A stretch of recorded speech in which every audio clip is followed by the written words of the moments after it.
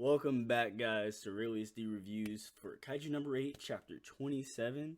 And this was immaculate, beautiful. The flow was right, the fighting was on point. We finally got to see the move that Vice Commander Hoshina wanted to use on Kafka. Don't even get me started on the teamwork all the platoons started to provide. Let's get into it. Please subscribe. Also, don't forget to read Kaiju number 8 on Manga Plus by Shueisha, our Viz Media app. Thank you. We start off the chapter with Kafka doing a partial transformation to save Manessa, who is this cute girl who looks almost exactly like a younger version of Commander Ashiro. And I'm just like, or is it Ashina? And I love it. I love it. You can tell the resemblance in their face and hairdo. Like, I think the commander has saved this girl one day, and she's just like, I'm gonna steal this look you got, right? But of course, she's wondering how Kafka got there so fast. Like, what did he do? Of course, we see his partial transformation in his legs, but she's thinking, you can use your suit now. You can use your suit now. No, he can't. He sits there in shock. Oh, man, he just freezes up. Oh, I'm a general officer. I can do more things. It's great. It is great. Next, we have more platoon names. So we have Ikagura Squad, Takio English, motherfucker, do you speak it? Next, we have more platoon names. We have Shinomaya Squad, Agasuma Platoon, Takio Platoon, and Itagura Platoon. Great, right? We all get to see different parts of what those platoons are and how they're made up. More importantly, we get to see the 2 to 3 important faces of each platoon almost, except for one, where you got that guy with the scar on his face who's like looking unhappy that he had to show up to work, but he's like, these damn monsters are pushing us too far right now because they're pushing back. He's like, they just think they can do what they want. So he's going to be one of the aggressive players. I love it, right? Now, what I do enjoy about this chapter specifically is the flow of it, right? So we get all this action going on. A little blip at Vice Commander Yujino Pterosaur, the reminder of the off-duty officer showing up, and then back to the fight for the rest of the chapter. I really do enjoy that. It's like, don't forget this has happened simultaneously. We also get a mini little clip of the map, right? Like a little Call of Duty circle map on there of 3 dots. And I'm going to guess that's the 3 platoons that are being called out. Wonder who the 4th platoon is. Probably the constantly moving Shinomaya, who's not on that blip, right? And you get to see how they're slowly but surely either working outward or coming towards each other. Unfortunately, we didn't get a directional point with the map and the 3 dots on it. So I'm having a hard time trying to figure out if these are 3 pterosaurs in the area or if it is 3 platoons in that area. That's kind of where my confusion lies right now. Something to add into is that they are also killing the after bees while they're pushing back the kaiju.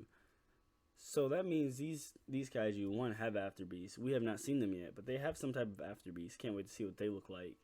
And 2, these people are strong enough to repel all the pterosaurs from the advice Kafka gave them a few chapters ago of how to 2v1 them and get them in the back. So it's not just Shinomaya doing all the work. This is what I needed to see. But to get into the more exciting part of the chapter, we have Hoshina and the kaiju literally duking it out. Let's get into it. Alright, guys. This fight between these 2 people is pure hype. So, of course, we have Kafka starting it off, right? Staring at his 3rd division in awe. Just like, so this is us. This is 3rd division. Then we immediately get Hoshina. They're like, you picked the wrong fight with the wrong group. You didn't want to fight this right here. Because his man is just like, we're going to win this raid that you chose to go against us with. And they just start banging again. I love it, right? We get Hoshina striking in all the gaps of armor of this humanoid pterosaur, which actually is efficient as fuck. Accurate as crap. He's just like, ding, ding, ding, ding, ding, slicing all the gaps. And then the pterosaur's just like, this is boring. He's only accurately striking my weak points. Now that I know what he's doing, let's go ahead and throw a change up. So he pulls himself in close, right? Because basically the closer you get when you have gaps in armor and the closer you pull yourself together, the least your gaps show, so you can fight from that point. What he didn't think about, or we didn't expect, is Hoshina to cut right through all the parts of his body easily. Easily. So he immediately starts this fight off with a Hoshina style blade cutting technique, second form cross strike, which is just a strike straight across the chest. Back when if you watch One Piece, of course, you have Zoro standing in there, he gets a huge cut across his. That's what I feel like this guy felt like. As he has cut this open, he's just like, what? Because at first he pulled that, he let up the top of his head, and he's looking down at him, he's like, boring. Now he's like, this mother... You know what I mean? It was just great. So then we keep going, and after this cross strike, that's a little straight across the chest that leaves some surprise, we get a fourth form chaos strike. This chaos strike actually cuts off cuts off both arms, high rib on one side, low rib on the other side, and his right leg, high and tight. So high and tight means close to your groin, if for you who never put on a tourniquet. So high and tight, he cuts off his leg, falls off, right? So now you have the pterosaur regening all of this. You're literally getting his ass beat in his fight. But as this is regening, we get a scene of how it looks while they're fighting. And basically, Hoshina's in the air spinning like a ballerina, cutting everything in sight. And this man on one leg, regenerating two, and his arms is popping out punches left and right. And they're just going. It's beautiful. It's a nice scene. They're throwing the fist. I love the hands. It's going. It's going. That's what we needed to see. So, I fucking love it. Now we have the form that he told Kafka about, but he didn't use against Kafka. So he told Kafka about it when Kafka chose to stay up late studying, wondered what the noise was, went to go check and see that it was Hoshina reminiscing the fight, or doing a shadow boxing / sword fighting style where he's reminiscing the fight he had with Kafka and doing all the exact movements, dodging and attacking.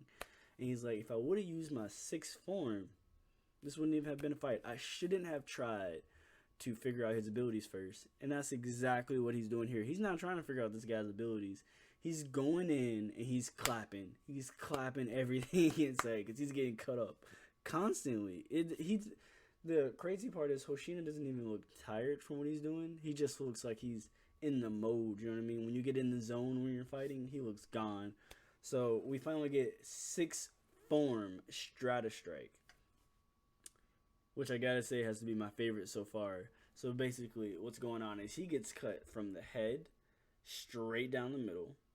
He gets cut like this, straight across the chest, and then straight across this chest. But what that does is it cuts you in 6 pieces. What? So you got your head that splits into with this. So this is all splits. It's its own thing. You got your chest area right here, arm included, off. That's his own thing. That's 4 pieces right here. And then you have your 2 legs splitting off together. That's 6. My man easily cut this man in 6 pieces at his core that he said was smaller than expected.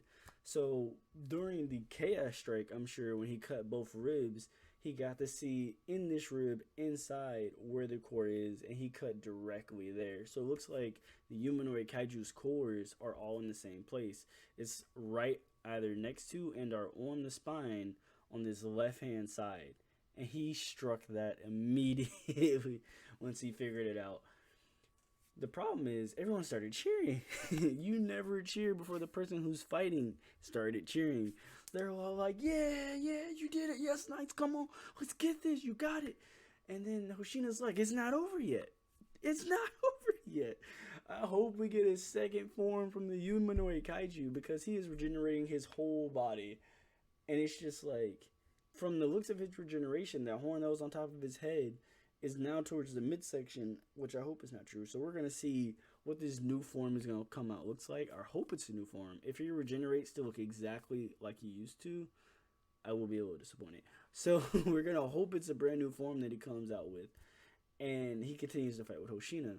Because now that he's getting excited, he just reminds me of Kenpachi. Because when Kenpachi got excited, he's like, you know what?